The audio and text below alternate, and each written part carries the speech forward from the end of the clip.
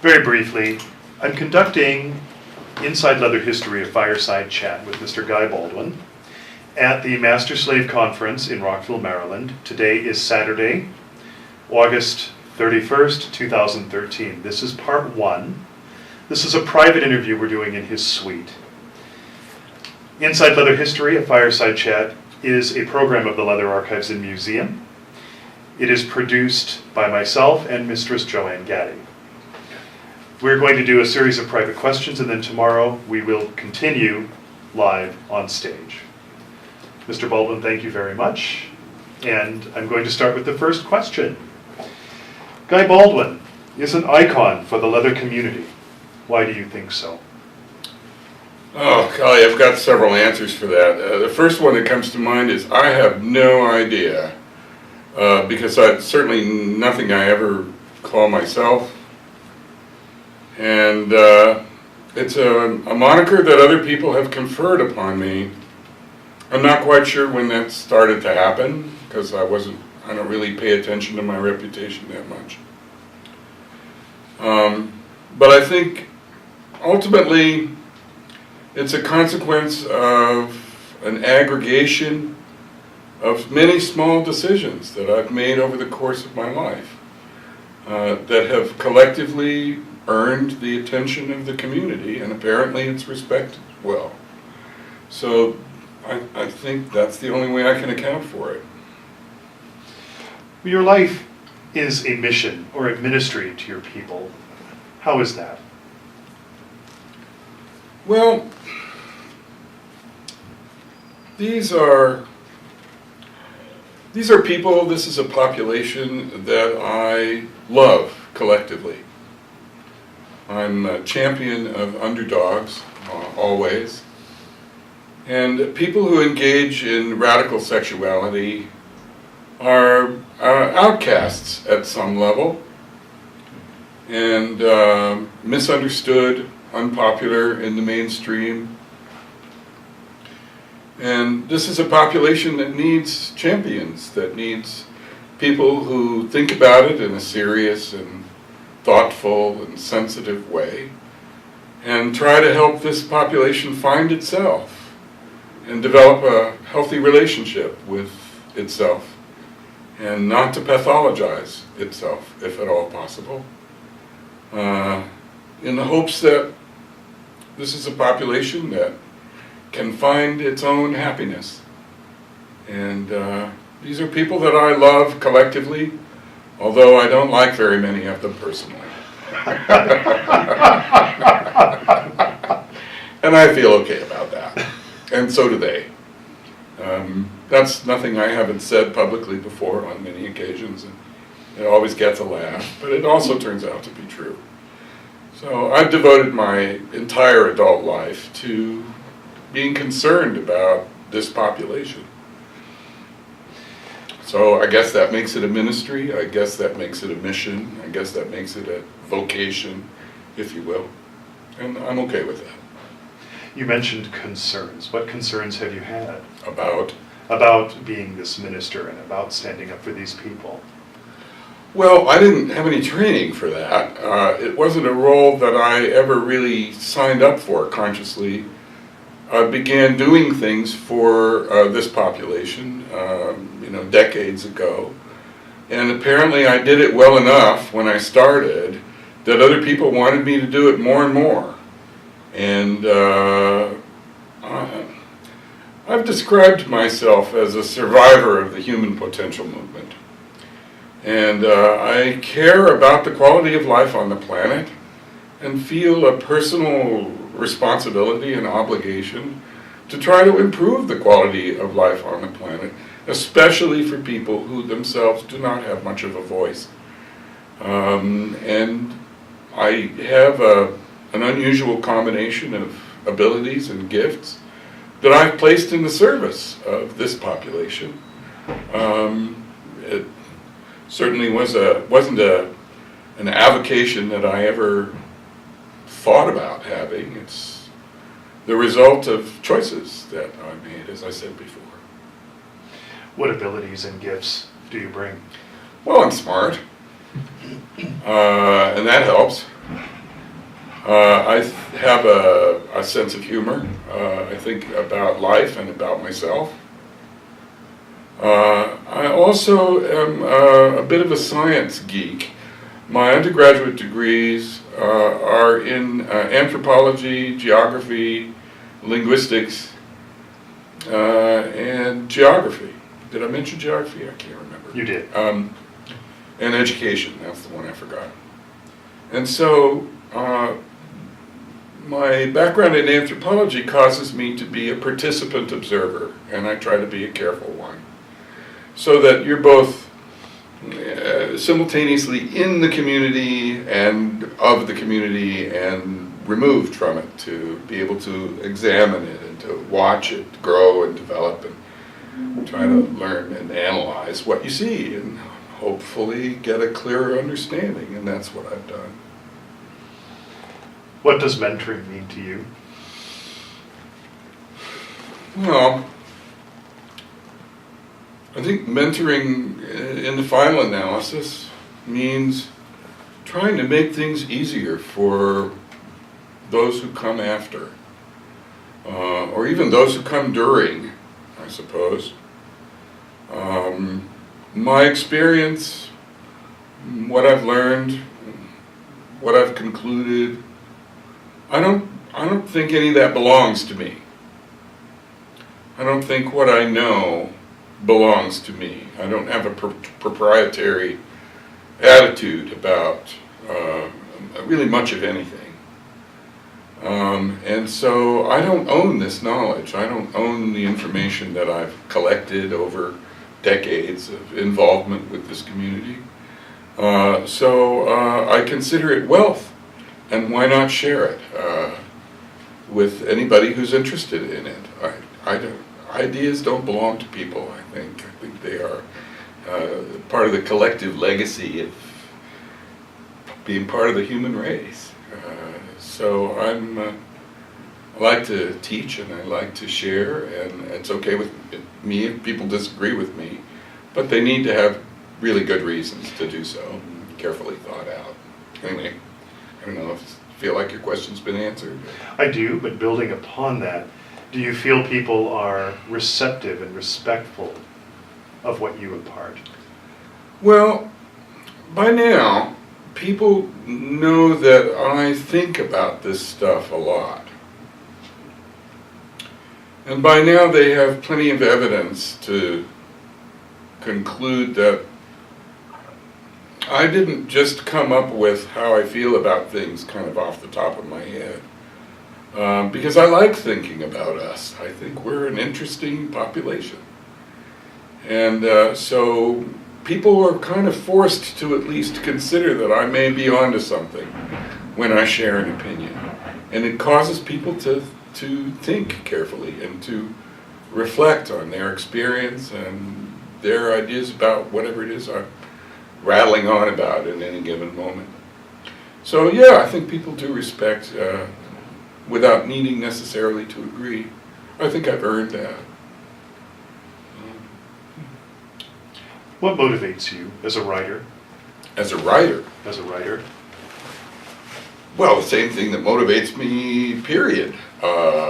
Telling the truth. I'm a great believer in truth and reality. I think real is better than perfect, and I think real is better than fantasy, frankly.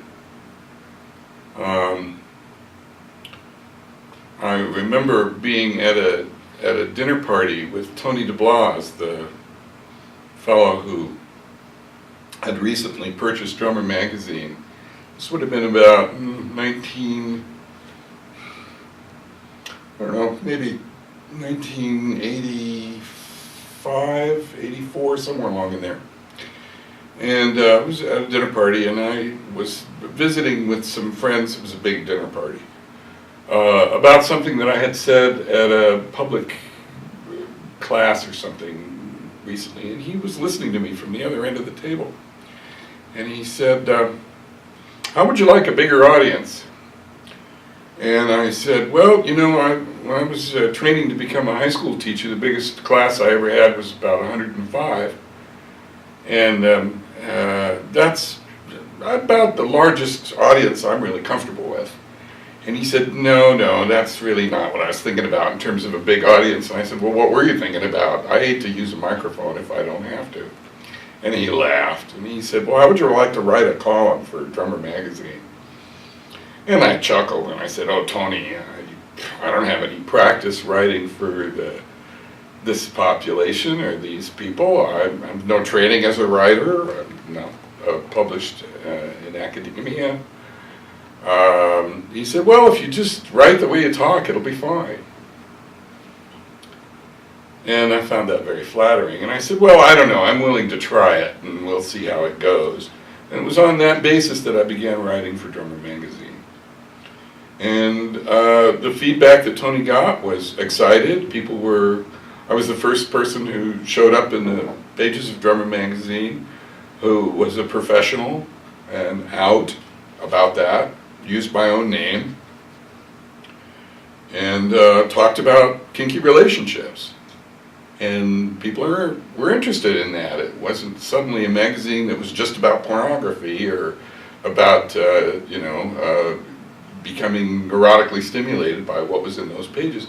Now all of a sudden, the magazine was willing to address something deeper inside the human experience and deeper that people needed. And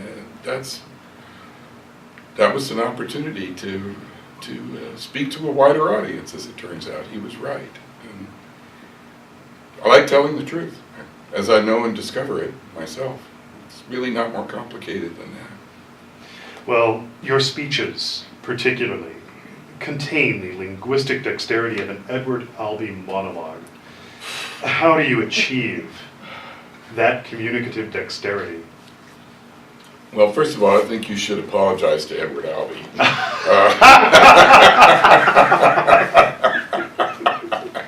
And second of all, I'm deeply flattered by that. Thank you.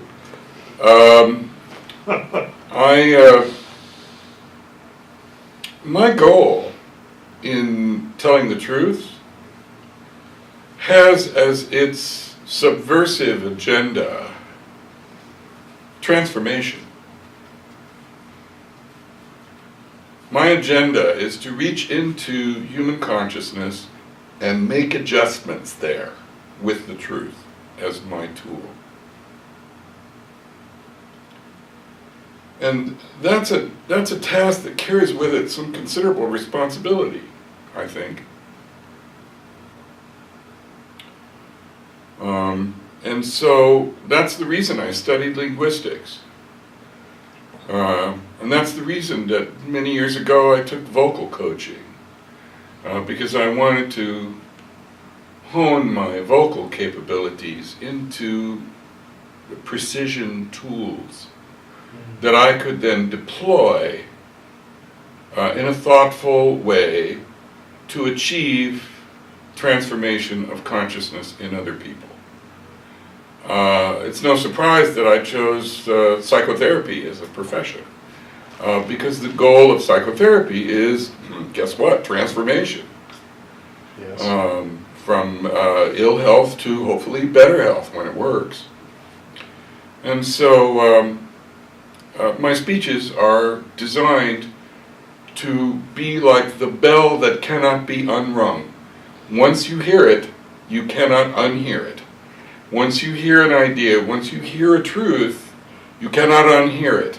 And the person who's on the receiving end of that idea must cope with that experience somehow.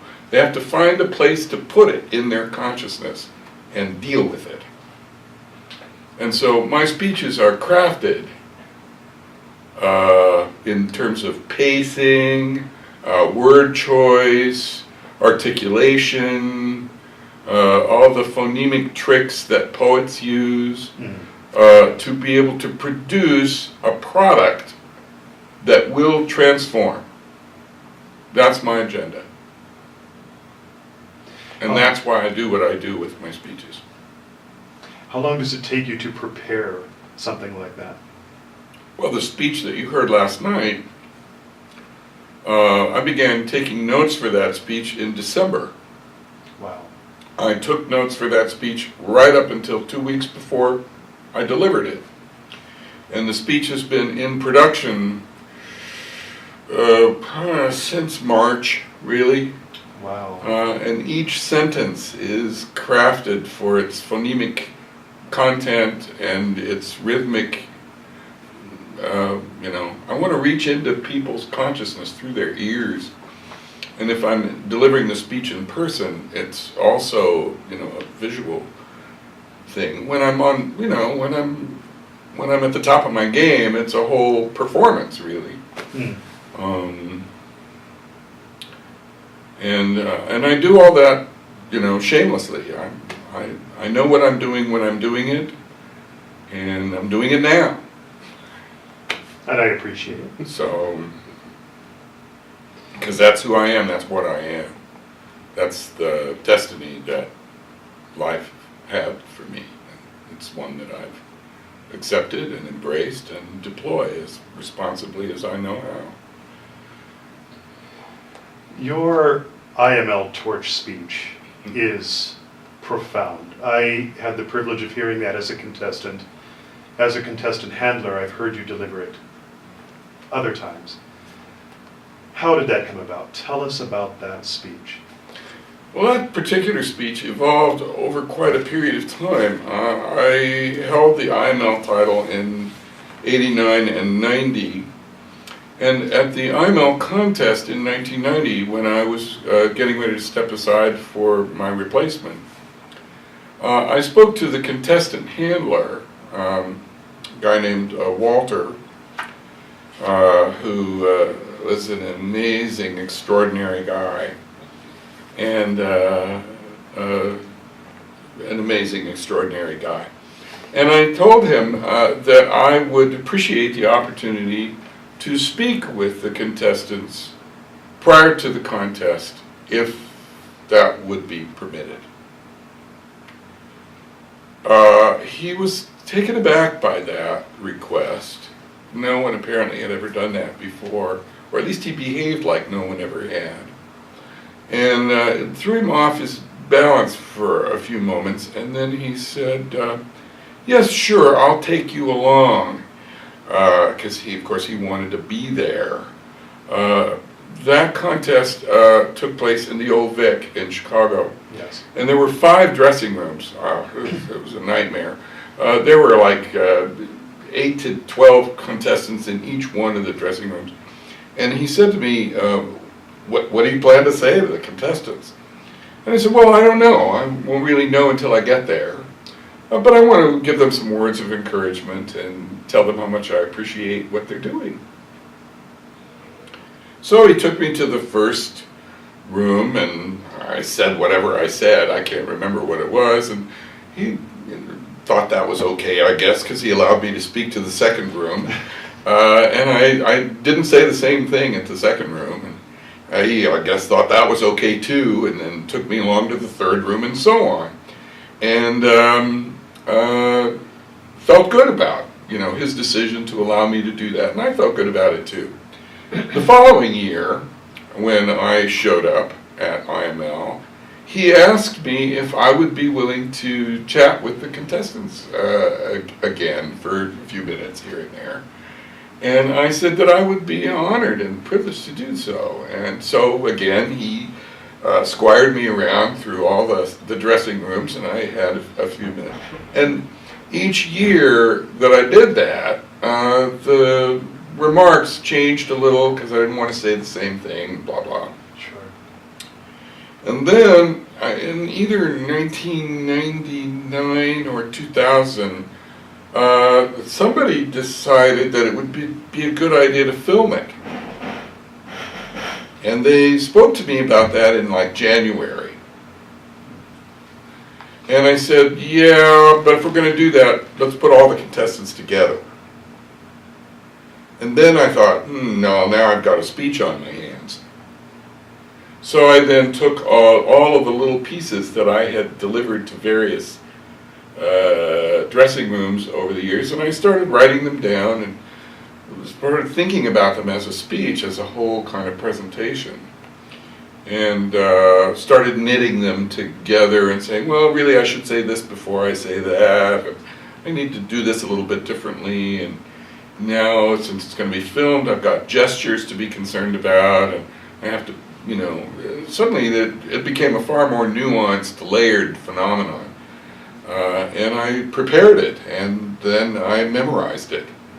It was about 900 words, as I recall, and I rehearsed it in front of a camera for 6 or 8 weeks before IML, so that I knew what the hell I was going to do, and it would come out in some kind of an orderly way. So my point is that the speech evolved over years until it turned into what it was 2 years ago, where it was again filmed in what I believe now is its final version, because I asked them not to ask me to do it again. It takes too much out of me. To get the speech right every year, I have to put the speech into rehearsal in March. Yeah. And practice it 4 or 5 times a week, because by now it's about 1,600 words and takes about 14 minutes to deliver. That's a lot of memorization, and it's a performance, is what it is. People don't realize, unless they've heard it more than once, that it's memorized. You heard it more than once, so you know that. But it's not meant to look as though it's, And the reason that I do all that is because, again, remember, my goal is transformation. I want to reach into this community, and these are the people who have stepped forward as title holders to accept some leadership responsibilities, at least locally. Yes. Now, some certainly more than others, but that gives me an opportunity to reach into the consciousness of the identified representative in communities all across the planet. And so, in some ways, one of the things that's in the speech is, to quote myself, in ways that matter to me at least, you guys are the closest things to sons I am ever going to have. I recall that. And I know that it is into your hands that important torches will pass, as others of us must one day put them down.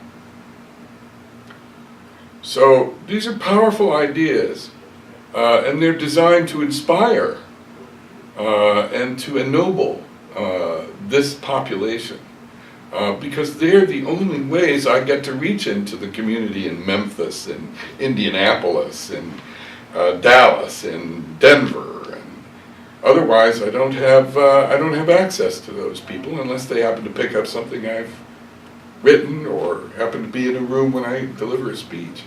So the contested speech is designed to ripple out into the universe and transform.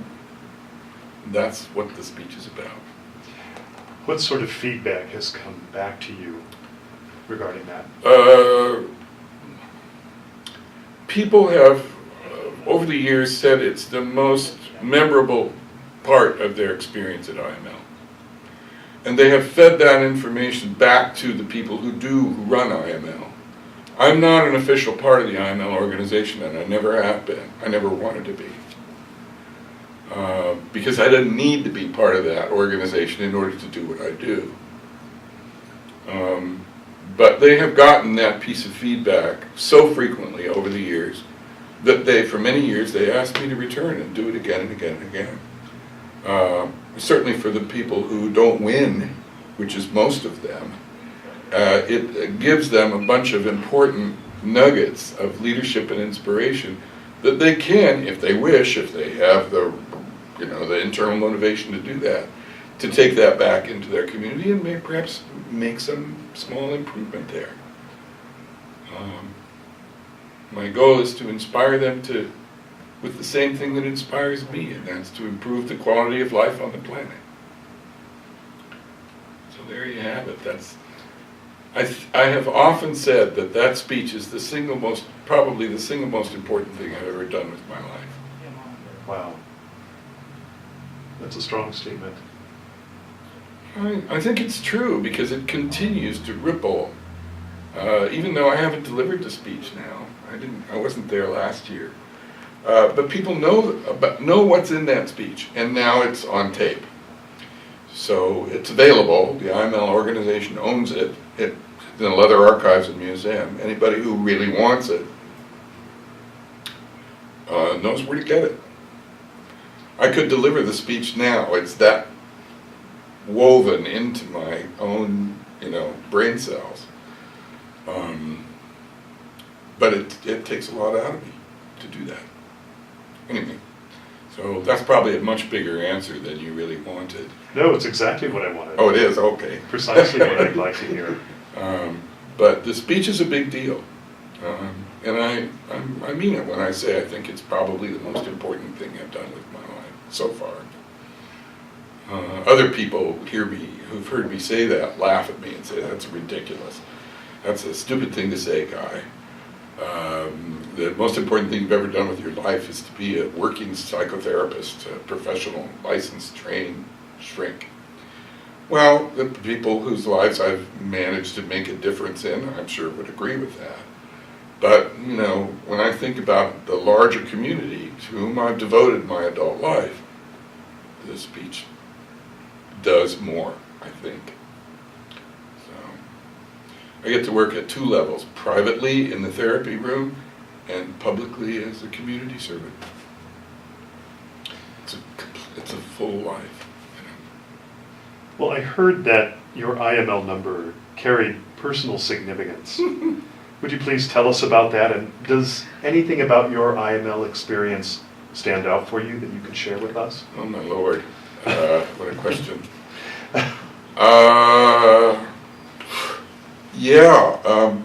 The year that I competed, the number I drew was 52, I think. And, I'm contestant number 52. There were 55 contestants, as I recall, that year. And 52, okay, my number's 52. Didn't think anything about it. After prejudging took place, a bunch of contestants freaked out and withdrew from the contest. And so the managers of the event said, gee, it will be confusing for the judges on their score sheets if there are gaps. So let's reassign numbers for the guys that didn't drop out so that it's a seamless numerical thing, which made sense. Sure. So my number got pulled, and I got number 47. And, number 47, one number is as good as another. I didn't think anything about it. But that evening, as I was walking toward my hotel suite in the executive house, it's not called that anymore, I don't know what it's called, it has a different name. It was a host hotel then, it was on Wacker Drive, right off the river. And I had a suite there. I was walking toward the suite, and I noticed that the room number added up to number 11. And I thought, wow, this is the 11th IML contest, and my room number adds up to 11. And oh my God, my new contestant number is 7 and 4, 11. And I went, whoa, all of a sudden, this number started ringing like a bell in my head, and I got goosebumps. I got goosebumps now talking about it. And I thought, what the hell? Maybe it's an omen. Maybe I'm supposed to win this thing. And the next day, I was in the Leather Mart, and the people who owned Acme Toy Company, they had a little, they were having a cocktail party, and they had a little leather bag with a drawstring top about that big, and it was full of little tiny wooden clothespins, each one of which said Acme Toy Company on it. It was very cute, very clever. And they were, on the bottom, there were numbers, because it was a numbered, it was an invitation to a party, and they handed out these little toy, bag things, as invitations to their party. Come to our party, so, invitation only, here's your invitation, show this at the door to get in. And the number on the bottom of it was 11. So now, all of a sudden I thought, something's going on. And it was weird. I'd never been into numerology particularly, or really given it any, credence, or looked into it really at all, read anything about it. But all of a sudden, here's this number that starts ringing like a bell. And I'm thinking, something's going on here. And since that time, I've been acutely sensitive to numbers that add up to 11. Fascinating. And the number seems to dog my existence now. And almost everywhere I glance, it shows up. Anyway. So Fascinating. that's all I have to say about my contestant numbers, and that seems like a lot of smoke and mirrors, but there it is. I don't know what to do with it. I just don't, I don't argue with the universe. It's like, no, okay, I guess I need to pay attention to that number, so I do. So when I'm on airplanes, I try to get that seat, or some permutation, either seat 11 or seat 22, or 33. Can we move on now, please? It's just me being silly, that's all, I guess. I don't know. Well, please tell us a bit about your professional work. What drew you to that? I think I've answered that question. I'm fascinated with transformation. I'm a survivor of the human potential movement. I had originally had a career in banking. I went from education to banking. And my boss called me into his office one day. I had a fairly meteoric career in banking. And he called me into his office one day and he said, we have a new chairman of the board and he and I don't see eye to eye, so I'm leaving. And this guy had sort of sponsored my development, career, professional development in the banking world. And I was in denial about it. I was 29 years old. And I was in denial about it. And I said, you'll never leave. And sure enough, 6 weeks later, he was gone. And his replacement called me into his office the first day in and said, well, I'm bringing the guy that I did this work with at my other company with, and you have to go. I was devastated. I mean, I was the first person in my family to wear a three-piece suit and carry a briefcase, and I was really hurt by that. And I went up to visit my sister who lived in the same town, Los Angeles, and she was a world-famous therapist. And I went up and sort of, cried and pissed and moaned, and I've been fired, poor me, blah, blah, blah, blah. And she just sort of sat there kind of impassively and with her therapist face on and wasn't giving me anything back. And I finally, after about 45 minutes of complaining to her about this horrible thing that had happened to me, I said to her, Dorothy, I'm not getting very much from you. What the hell? What's that about? And she said, frankly, brother, I'm delighted that you got fired. I think you've been going to waste at the bank for a long time. I was like, what? And she said, yeah. She said, you're one of the most naturally therapeutic people I've ever met. She said, I think you ought to go to graduate school and get your ticket punched and get licensed and do what you're already really good at and get some training under your belt and become a therapist. I think you'd be great at it. And she said, I don't know, are there gay therapists out there? And I said, I'm sure there are. I don't really know. I never looked into it. And there were a handful. But I thought to myself, there are no leather therapists. There are no kinky therapists that I know of. And suddenly, I saw an opening for a whole new way to be in the world that was original. And so I thought, this is a good suggestion. So I started scouring around for graduate schools who would allow me, or that would allow me, to do all of the elective research on kinky populations. And that spooked a bunch of graduate committees. They didn't quite know what to make of me. Because remember, at that time, anything to do with radical sexuality was considered an illness, a mental illness, psychopathological. And so I knew better. You know, are there crazy kinky people? Absolutely there are. But there are a lot more kinky people who are not crazy, and I knew that because I am one. And so I knew that the profession, you know, was misguided about its understanding of radical sexuality. And I thought, gee, I'm, you know, maybe in a position to do something about that. Maybe I can nudge the profession in the direction of truth about us. And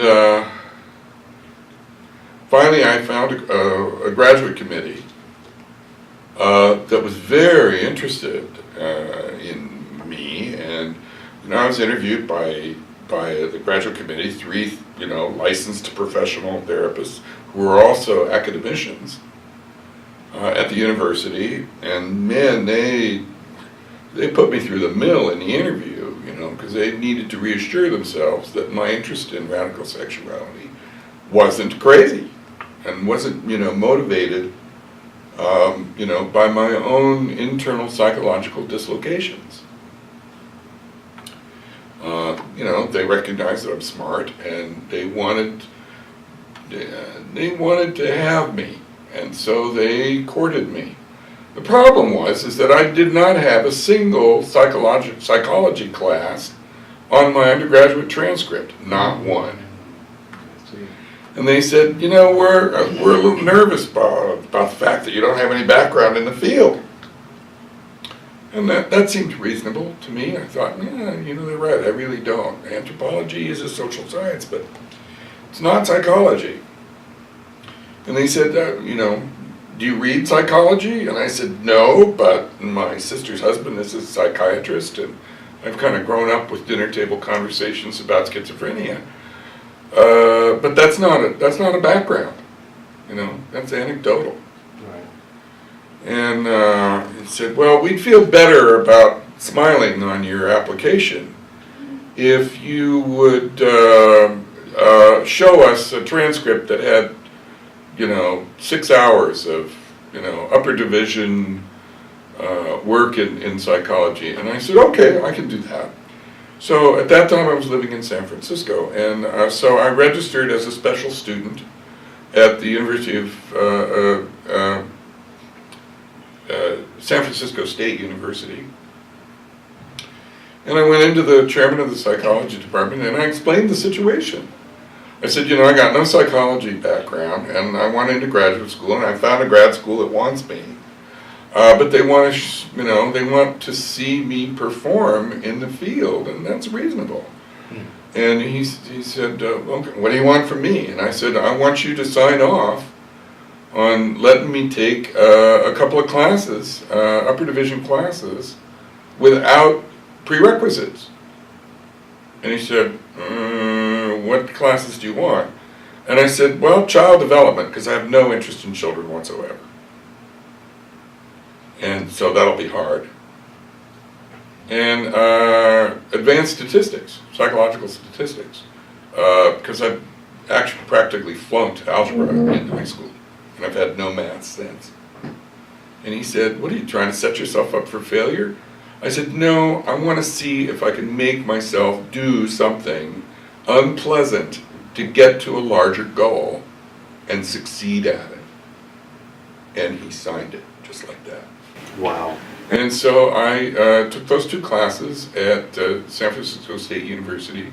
I got the highest grades either prof had ever given, because I really applied myself. I really wanted into that school.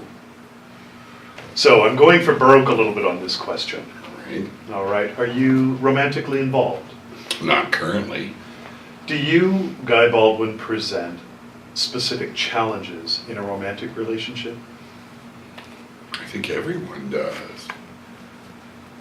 But specifically, yeah, I suppose I do. I think celebrity of any kind presents all kinds of romantic challenges, regardless of what the nature of the celebrity is, whether it's a race car driver or a movie star. or a televangelist for that matter. All of those things represent romantic challenges, relationship challenges, because the individual presents to the world in a certain way, and someone may be attracted to what they see rather than what there is to get. I mean, my dirty socks smell like dirty socks, you know, and I'm accustomed to handling the toothpaste tube in a certain way, and I, put my toilet paper on a roll with, it comes off the roll in a certain, and I fold my t-shirts and my laundry in a certain way. And the rest of the public doesn't really know anything about any of those things. But when it's time for a romantic involvement, those things start to become important. There are some kinds of foods that cuisines that I'm particularly fond of. I don't drink very much, but I do drink. I consume alcohol, not very much. But I need for my partners to be able to join me in that experience. And if that's a glass of wine, then that matters to me. I also under the influence of a guy named Ron Johnson, who was one of my early mentors. He was also the manager of the No Name Bar in San Francisco on Folsom Street, which was at the time the flagship leather bar in San Francisco. Ron was a famous poet. He once upon a time said to me, "I don't trust anybody who doesn't drink." And I thought that was an interesting statement. Ron was a really smart guy. And I wondered what he meant. Was he trying to tell me that he was an alcoholic in denial? Or what? Exactly what did that mean? Did that mean that the person wasn't really experimental? And, so he told me something that for him was true. And that required me to think about that. And, why does this smart guy feel that way? Is it reason number 1, or is it reason number 13, or is it reason number 27? And it forced me to decide how I feel about personal consumption of alcohol. I'm not an alcoholic addict. I don't have an issue with substances. And it's nice when my partner doesn't have an issue with substances. That rules a bunch of people out, even who are not alcoholic addicts. If they drink more than I'm comfortable being around, then that rules them out, for example. Anyway, so yeah, there are some challenges with that. There are people who are star fuckers, and I don't like that that's true, but I know damn well that it is. I've had personal experience with star fuckers, and that's one of the prices one pays for being in the public life. And you deal with it, or you don't. But currently, I'm not. So, I've had some great loves in my life, don't get me wrong. I've been in love a lot in my life, and grateful for it. Because there are some people I know who go through life never being able to find love. And I think love is an important human experience. But it's elusive for some people. It has not been elusive for me. I've had a number of great loves in my life, long term. Wow. I don't think there's another courtship left in me at this point. I'll be very surprised if that ever happens for me again. But I'm okay with that. Why do you think it will never happen for you again? Well, I'm not the same guy that I grew up being. I'm not the guy who, was an erotic icon back in the day. I quit smoking some years ago, and it's cost me about 40 pounds. And so my own body image has had to shift in relationship to all of that. So I'm not as physically interested in myself now as I used to be. And so it's a little tricky for me to imagine that anybody else would be too. And I know intellectually there are people out there in the world who would find me ideal. I just don't encounter them, or at least I haven't yet.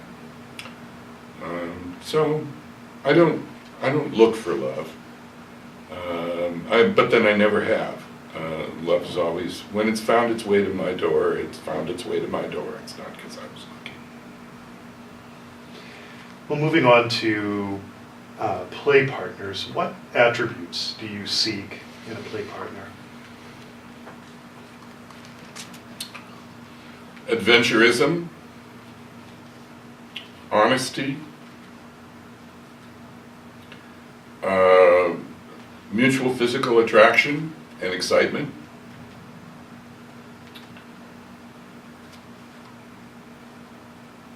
there are about 10 things that I'm really good at erotically, that I really enjoy, that really light my tree up.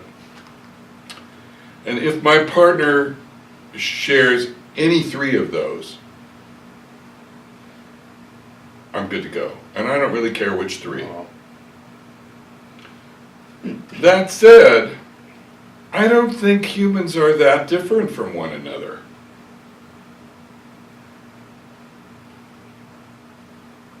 When you stand back from human sexuality, there are some people who don't like to kiss. And they belong with each other. Don't they? There are some people who don't like penetrative sex. And they too belong with each other. So I don't think I'm saying anything about myself that isn't generally true for the way that humans interact with each other erotically anyway. Now, the specific 10 things are none of your business. I know how to do another 15 or 20 things that I can do and that are okay and fun to do, but they're not really in that group of 10. There are probably another 10 or 15 things that I intellectually know how to do in the world of radical sexuality and could maybe even teach a class about it, but they don't particularly, they're not arousing to me. It's a little bit like saying, I know how to drive from here to Philadelphia. I've never done it before, but I can figure that out. I know how to do that. I don't particularly want to make that drive. It's kind of the same thing. And again, I don't think that's that different for anybody erotically. There are people who know how to do penetrative sex. That doesn't mean that because they know how, that they're into it, or that they really crave it or really want to, right? Sure. I don't think that's any different for any of us. The thing that distinguishes people who are kinky from people who are not kinky is how many different dishes there are on the smorgasbord table. That's all. And I think that's a really useful and gentle and generous way to think about people who are erotically outside the box. Because the people who are outside the box are kind of very much like the people who are inside the box. But there are more dishes on our smorgasbord table to taste, to sample, for us to, create a meal with, if that makes any sense. And I think that's a really useful way to understand human sexuality. That's loving and gentle and accepting and allowing and free of judgment, or at least it can be. And I like that metaphor for human sexuality. You've said that old guard never gave it down what outsiders thought. Why did they not give that down? Because they were outlaws.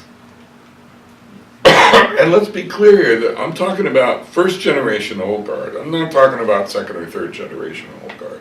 Second and third generation old guard cared very much about what outsiders thought. Oh. But first generation old guard, they were like outlaw bikers. It's like, you don't like what I'm wearing, go to hell. I'm already outcast.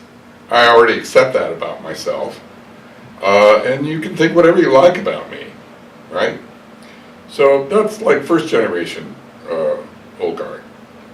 Second generation were a lot of returnees from World War II, and they were, had military experience. Pardon me.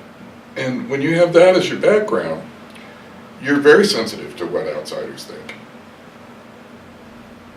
I remember one day I was living in San Francisco, and on Sunday afternoons in San Francisco at a bar called the Ramrod on Folsom Street. Sunday afternoons, they used to show movies, usually musicals, I might add, in the Leather Bar, which was the flagship Leather Bar on Folsom Street at that time. And, the movies would start about 3 o'clock, so by, 2:30, 2:45, the bar was packed with leather guys in full leather, many of them. And I was running late that day, and I parked my car on 8th Street, I think. No, 9th.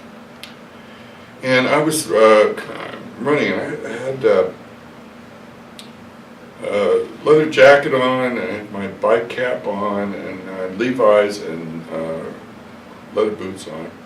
And I was kind of, chugging up the street. And I came around the corner, and I ran smack dab into this little woman who was carrying 2 bags of groceries. And she had a kerchief over her head. And she was so startled by me that she dropped her groceries. And the bags broke open. And she sort of stepped back and she looked at me and she said, "Oh my, it's just like the old days," in a thick accent, European accent. And I felt terrible about that. And I thought to myself, I'm not going to wear this during the day anymore. I'm not here to scare old ladies. She didn't sign up for that.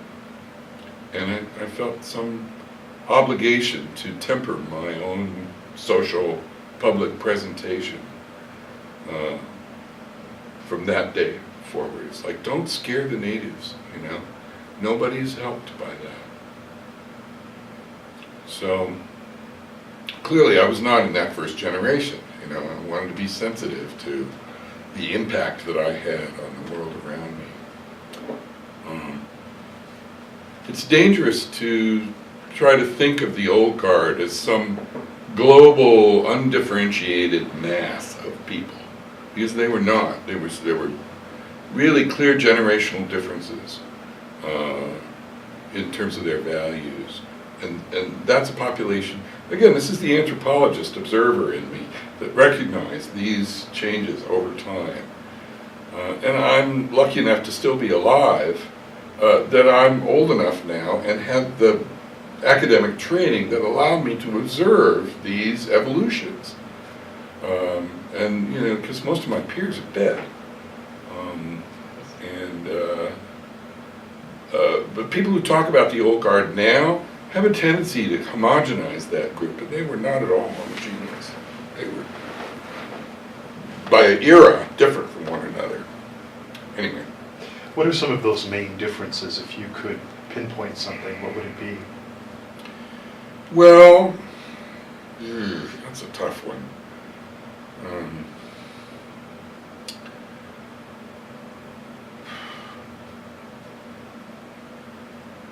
Beginning in 1970,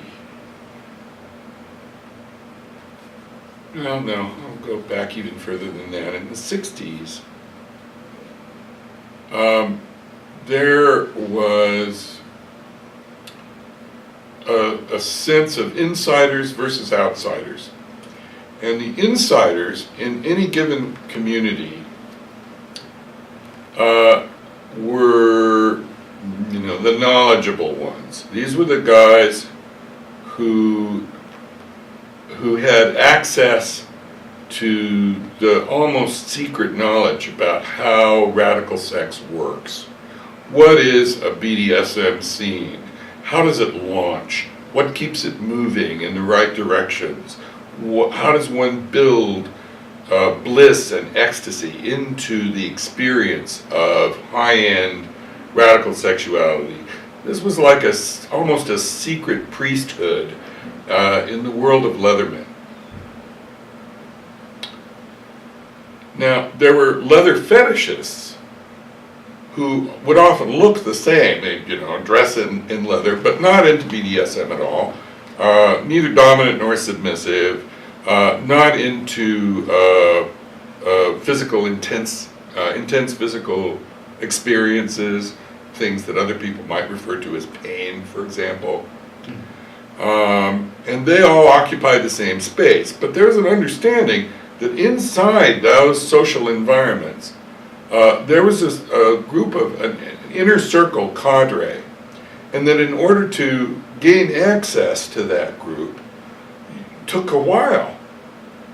If you were really interested in kink in a serious way, and you wanted access to that sort of network, you had to approach them in a particular way over time to pass muster. They had to vet you.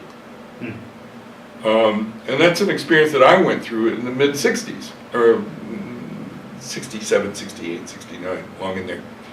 And it started with being invited to Sunday afternoon barbecues, for example. They wanted to take your temperature in social situations, not necessarily in a bar, not necessarily when anybody had been drinking. They wanted to find out what you were made of. Do you have the right stuff? And the right stuff meant, were you honorable? Could you tell the truth? Did you have an unacceptable criminal history? And I'm not talking about being arrested for drunk driving. I'm talking about, were you a thief, or had you embezzled? Were you a criminal? And did you have social skills? Were you an erotic explorer, adventurous? Was the management of your own personal hygiene correct? Did you have a sense of style? Did you have good manners? And those are things that take a while to find out about a person. Absolutely. And only once that inner circle had vetted you, were you then. Somebody might say, gee, how about a date next? What are you doing next Friday night? Because I'd like to string you up and have my way with you. And, spend some, quality time turning your inside out.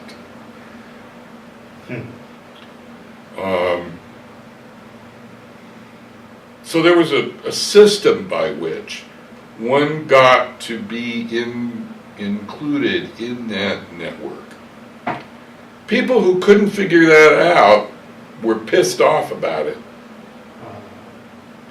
I want in. I've tried to introduce myself to all the right people, but for somehow or another I just can't seem to. They didn't have the social skills, or they weren't smart, or they weren't funny, or didn't have a sense of humor, or took themselves way too seriously. Not cool, for whatever reason. And they were annoyed about that, and they wanted in. So, in the 70s, mid-70s, early 70s, the BDSM organization was born. And all you had to do then, in order to have access to this knowledge, was show up at a meeting and show your driver's license that you were 21, and maybe pay a fee to get in. And then suddenly you could take a class. Gee, you could take a class about fisting. You could take a class about bondage. You could take a class about CBT. You could learn about needlework. You could find out how to tie a noose. You could learn about, how do you handle a whip? What is a bullwhip? What are the different kinds of bullwhips, and how are they handled? All of a sudden, this sort of insider knowledge started to become available with the beginning of the BDSM organization. And that was a huge shift. Originally, the motorcycle riding group and the radical sex population would mix together. This is in the 50s. But once the leather bar phenomenon happened, then all of a sudden a person could move in the direction of radical sexuality. I'm going back, this is not chronological. I'm following. the people who were interested in radical sexuality, BDSM, leather sexuality, no longer needed to belong to a motorcycle club in order to have access to this inner circle. And so the need to associate with motorcycle clubs began slowly to drop off in order to have access to this. And as a consequence, the motorcycle clubs, have slowly died one after the other in organizations all across. The serious riders now are the only people who are really keeping those organizations coming. No one needs to be involved with them or show up at their beer busts anymore in order to have access to this inner circle of knowledgeable people. So that's been a very interesting shift. Once people no longer needed to be vetted to get insider info, what ended up happening was that the tent flaps of the radical sex world kind of went up, and was, all you have to do is show a driver's license and pay a fee.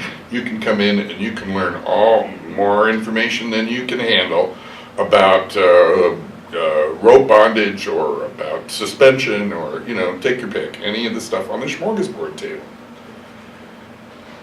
The result of that is that a lot of people who are of questionable moral character suddenly became in possession of all these magic spells.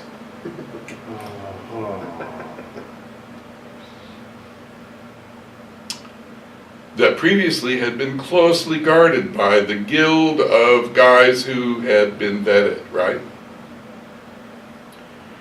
So that started to cause some problems, because when you give a 16-year-old an AK-47 that's loaded, you can't be too shocked that somebody gets shot accidentally every now and then. And so in the late 70s, bottoms started turning up who'd been badly handled in dungeon scenes, for example, and were complaining about being mistreated because they had been. And so there was a huge move in the 80s to talk about safety issues. And safety, safety, safety, here's the safe way to do this, here's the right way to do this, here's the wrong way to do that. If you want to avoid problems, do this way, but not that way, this way, but not that way. And then all of a sudden, radical sexuality became very technical. And there were, classes on how to do all of this stuff. And a lot of dominants started feeling really castrated by that, disempowered, if you will, by that. And some of them bailed out. Yeah. Don't want to do any of that anymore. I don't want to go to any fucking class. I can't be concerned with any of that. And the scene became very bottom-centered. There's an effort now in the 90s, beginning in the 90s, to try to balance that stuff out. So when you talk about old guard, you're talking about people who sort of followed all of these evolutionary developments in the world of radical sexuality, and have, it's become far more complicated now because the tent flaps went up. And the guardians of the, inner temple secrets, if you will, no longer have the same roles in the community that they once upon a time did. And people now go about trying to get credibility for themselves in a whole different set of ways that has hugely complicated things, especially in the straight world. Especially in the straight world. Straight world's become extremely convoluted and complicated now. And a lot of gay men just kind of stand back from it and go, what are those people up to? And that's part of the reason why gay men have slowly begun to disengage from the heterosexual community, except in very unusual circumstances, such as you find here at this conference this weekend. There's still some articulation, but it isn't hard for me to imagine a situation in 5 or 10 years where that the gay and straight radical sex community will become largely disengaged from each other. And I've predicted this for a while. And there's plenty of evidence that it is indeed unfolding as I suspected it might. And different people have different feelings about that. I'll teach you to ask me a big open-ended question. What's your favorite SM tool? My mind. Ooh. How so? It's the biggest sex organ I've got. It's where my imagination is. It's where my spontaneity is. It's where my training and experience is. And all of the stuff that you can buy or order online is, after all, just an extension of that, isn't it? It is, indeed. Through hands. But I don't need to use my hands in order to reach into somebody's mind, do I? Are there SM activities you will not do? Absolutely. Sure there are. Are there some that offend you, upset you? Offend me? Well, as I said, I'm a survivor of the human potential movement, and among other things, what that means is that I want the exercise of sexuality to add to who people are, not subtract. Anything that doesn't add to who a person is in toto, I have questions about, maybe objections to. But anything that diminishes, I definitely have questions about. I want to know what the hell's going on. And I need to ask questions before I can really be certain about how I feel about something that somebody's talking about. You're doing XYZ, are you? Well, what does that mean to you when you do it? Because you can't tell the players without a scorecard. I can look at somebody doing a new suspension scene over there, and it means one thing. I can look at somebody over here who's doing the same scene and looks the same way, and they talk to each other in the same way. It has a completely different meaning. So to pass judgment on something like that without really knowing the inside scoop on where people are coming from, I'm very, reluctant to do.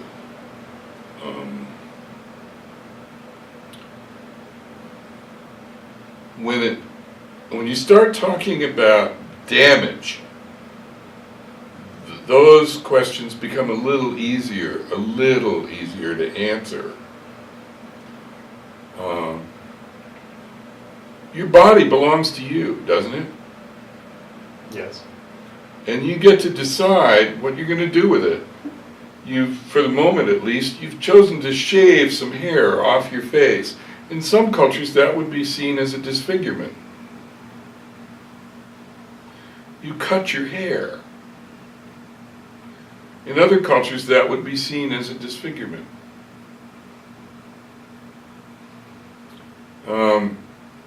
You clothe it the way that you choose to clothe it. Your body belongs to you. Do you have tattoos? I don't. Yeah, I don't either, as it turns out. But people can choose to mark their bodies, can't they? We know that people sometimes choose to put rings and metal things inside through their flesh.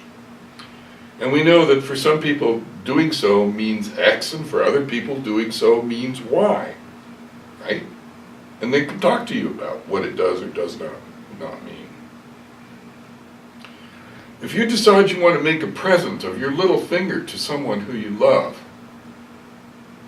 and that person decides they want to boil the flesh away and wear the bones around their neck as an I love you message, how are you going to feel about that?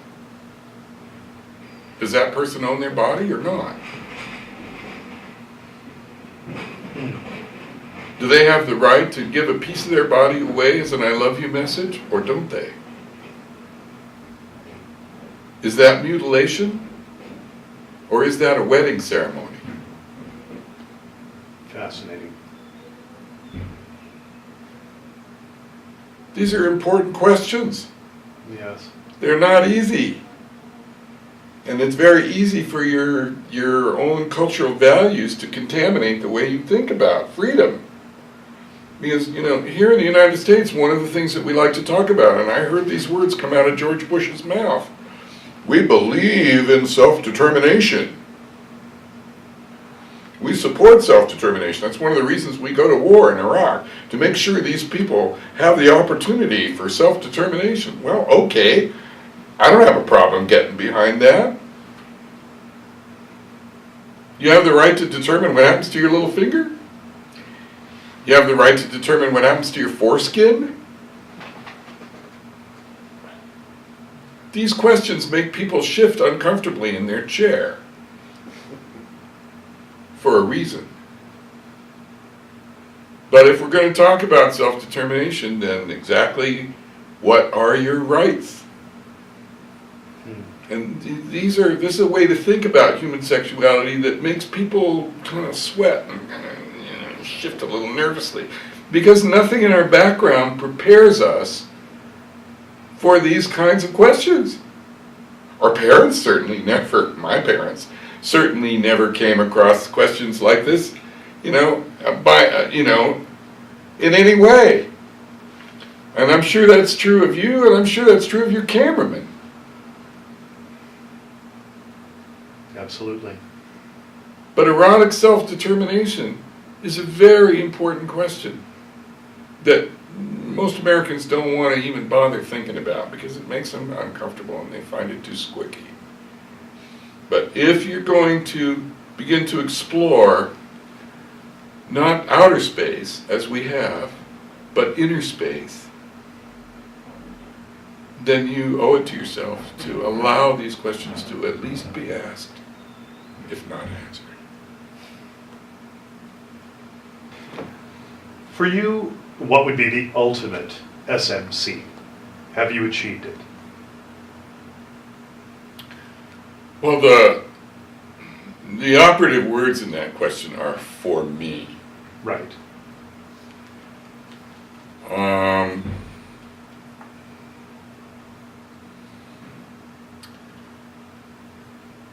you a skier? You ever snow skied?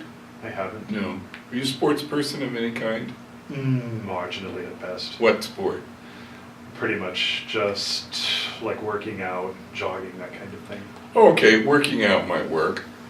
There are times in the gym when you are in what I have to call the zone, and you're moving the weight, and your mind is off. You're not thinking about who you are. You're not thinking about your identity as he who is male, he who is American, he who is tall, he who has a beard, he who is single. None of those identities of yourself matter. He who works for an airline, none of that stuff matters. You are moving the weight, and you are at one with it. And the weight moves, and you're rested the night before, and all those identities fall away. And there is a kind of single one-pointedness to that moment. And for me, perfect SM scenes, and yes, I've had a lot of them, are scenes in which I am so given over to the experience of what is happening in the room that I lose all sense of self. I vanish into the experience that's happening, into that state of ecstasy. And it is, remember, I'm all about transformation, and that the unfolding of the erotic moment is such that I experience a loss of awareness of myself absolutely, and I become completely invested in what's unfolding between me and the person or persons I am with. And at those moments, if I'm lucky, a cathartic portal kind of opens up.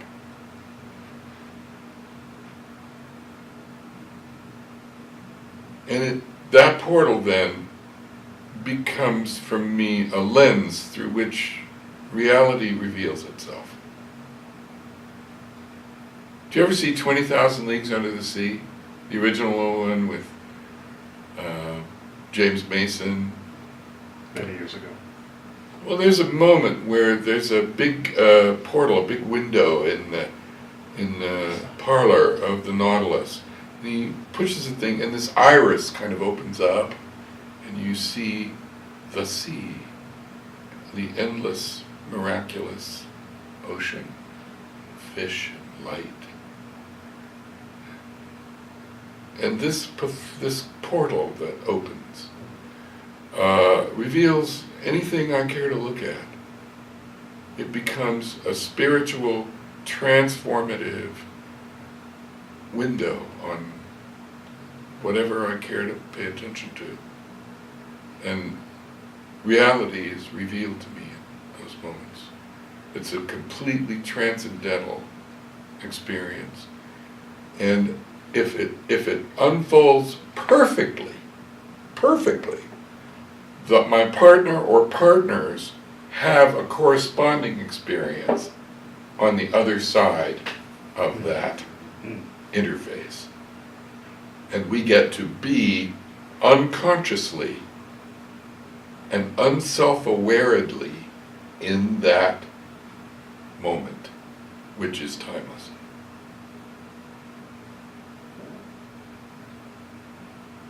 And I am forever changed by each one of those. They are absolutely, that's capital A, absolutely inspiring and completely nourishing for me. And yes, I've been very lucky. I've lived in those places, spent long periods of time in that condition. Now, all that, woo-woo stuff having been said, I know that the perfect BDSM scene for many people doesn't need to go there. They may not even be aware that it's possible to go there in order for the experience to be magical and transformational for them. And I understand that. But I demand a great deal from life.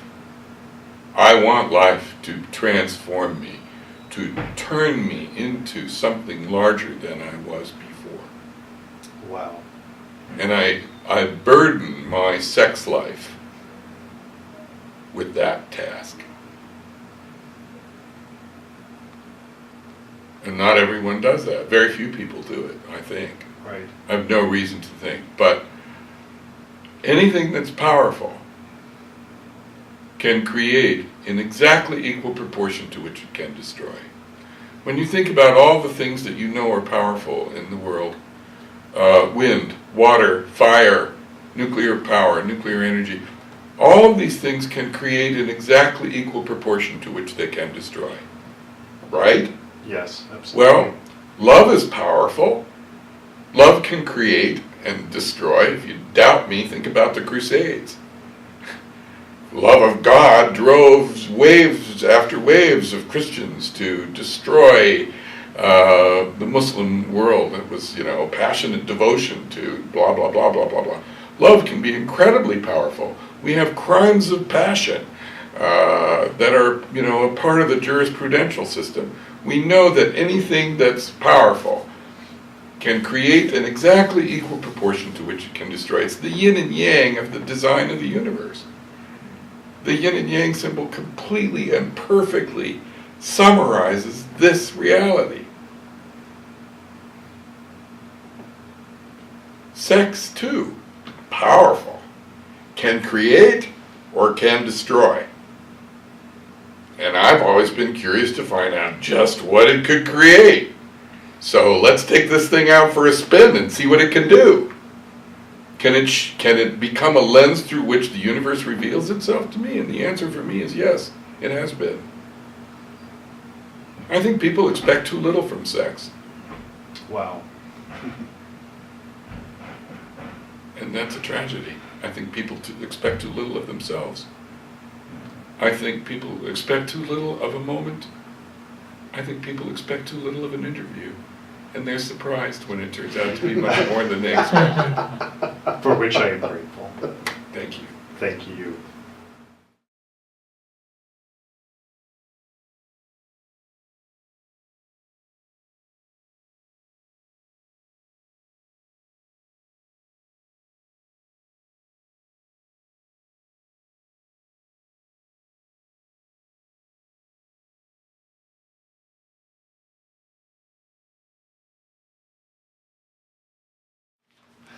And that, gentlemen,